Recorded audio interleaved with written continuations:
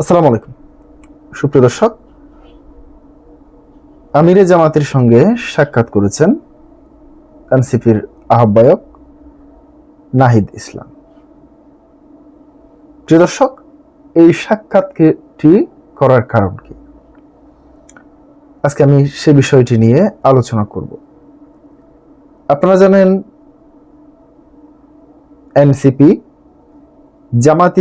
জামায়াতে ইসলামের সঙ্গে জোটবদ্ধ হয়েছে। শুধু এনসিপি নয়, ইসলামী কয়েকটি দল যেমন খেলাফতে মজলিস থেকে শুরু করে এলডিপি,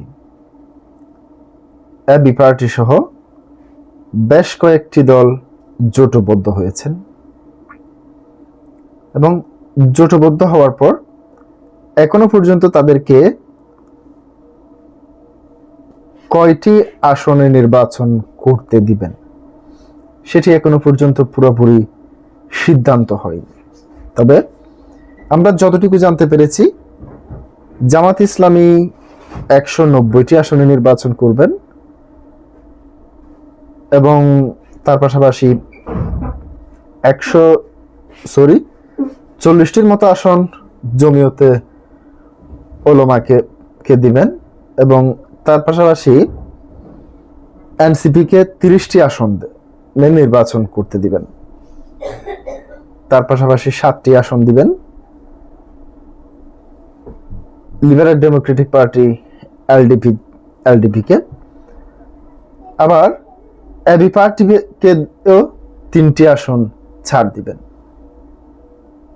মূলত এ হচ্ছে জামাত ইসলামের নির্বাচনী কৌশল। যদিও এই বিষয়গুলি নিয়ে আলাপ আলোচনা করার পুরো দায়িত্বটি জামাত ইসলামী ছেড়ে দিয়েছে জামাত ইসলামের নায়েবে আমির জনাব আব্দুল্লাহ মোহাম্মদ তাহেরের হাতে। তাহলে প্রশ্ন উঠতে পারে, হঠাৎ করেই আমিরে জামাতের সঙ্গে এনসিপির এই সাক্ষাৎকার, নাহিদ ইসলামের এই সাক্ষাৎকার কি গুরুত্ব বহন করে?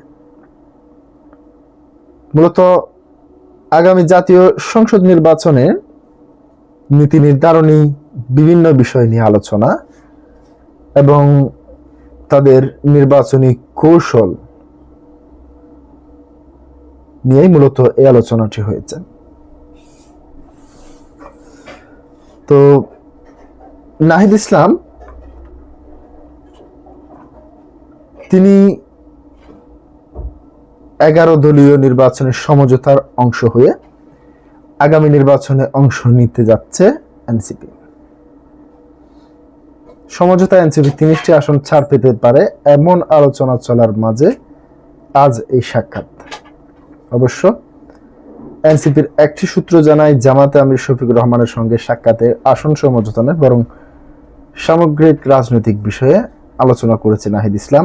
আসন সমঝোতার আলোচনায় জামাতের দিক থেকে নেতৃত্ব দিচ্ছে দলের নায়েবে আমির সৈয়দ আব্দুল্লাহ মোহাম্মদ তাহের। আজ আমিরের সঙ্গে সাক্ষাতে নির্বাচনী পরিবেশ, প্রশাসনের একটি দলের দিকে ঝুঁকে পড়া সহ সামগ্রিক নির্বাচনী কৌশল নিয়ে আলাপ আলোচনা হয়েছে।